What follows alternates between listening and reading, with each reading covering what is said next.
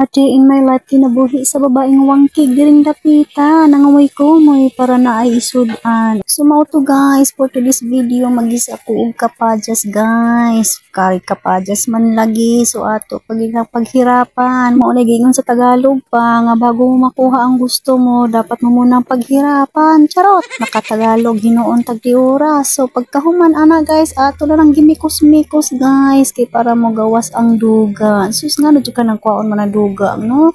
Nga murag mas lami man hinunang naiduga. Charot, kini klase sudan guys, kay dili gyud ni angay sa mga tapulan guys, kay daghan pa man taon kag buhaton ani bago ka makakaon. O di ba nakita niyo sa akong intro nga nagkudkud pa ko. Pagkahuman sa kudkud guys, o mo na ang gibuhat, gikumot-kumot ko na, gimikos-mikos ko na og taman kay para lagi na magtangtang ng duga ana. O di ba? So karon guys, pagkahuman na to ana, ato na lang i-prepare para igisa na nato guys, kay para makakauna yung taon ta. Ingana lang yun na siya guys, dili gyud nilalim trabaho unod. Naikingkoy nga ni kalit di akong video guys, pasensya na mo. So mauna ko no atong isunod ni guys, magisa na ta ani og panakot guys, ahos og sibuyas, bombay. O di ba?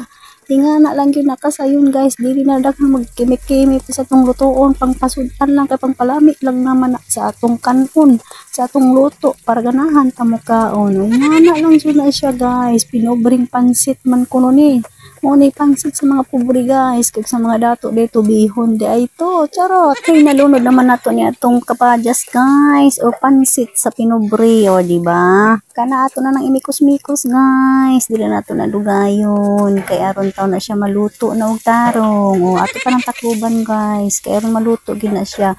Pagkahuman ana guys, ako na siyang gibutangan og tuyo guys, kay para palami balang ba. Og pagkahuman ana imikos-mikos na pud na ka para mag-angay sila sa tuyo guys, kay baka inyong dili sila mag-angay sa tuyo guys, base na una inyon sila o magsinumpa guys. Charot, bitaw guys, oy palingaw-lingaw balang ni atong voice over ba nga dili lalay maghuna-huna o unsa na po atong isunod. Ingana gyud na kahirap mag voice over mga guys, dili gyud lalim. So karon atong isunod ang magic guys, magic nga para mo lami ang atong giluto. Kinahanglan gyud nato nabutang ato nag magic guys, tigbi nato na wad-on no, kay para ganahan pug kamukaon. O di ba, ingana lang na siya guys. Tapos ato na ng karaw-karawon, o imikos-mekos na po nato na hangtod nga malipong na siya guys, kay para maluto na kay malipong na siya guys, ut sabot ana luto na guys. Kunting kembot na lang guys, mahuman na gid ko ani akong pag voice over, o mahuman na po ni akong video kay maluto naman ni akong giluto nga kapadyas guys, o pansit nga pinobre in town. O di ba?